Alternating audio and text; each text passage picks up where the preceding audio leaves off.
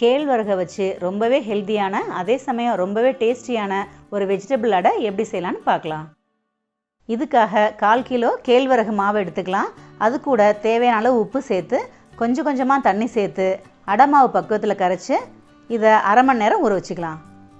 Mixie ஜாரில் 1 teaspoon ஜீரகம், 6 பச்சை மிளகாய், 1 கையளவு வடித்த சாதம் இதெல்லாம் சேர்த்து அரைச்சி ஊற வச்ச மாவு கூட சேர்த்துக்கலாம். இது கூடவே பொடியாக நறுக்குன 2 பெரிய வெங்காயம், 100 கிராம் முட்டைக்கோஸ், கேரட், முள்ளங்கி, 1 கேப்சிகம், கருவேப்பிலை, மல்லி இலை இதெல்லாம் சேர்த்து நல்லா கலந்துக்கலாம்.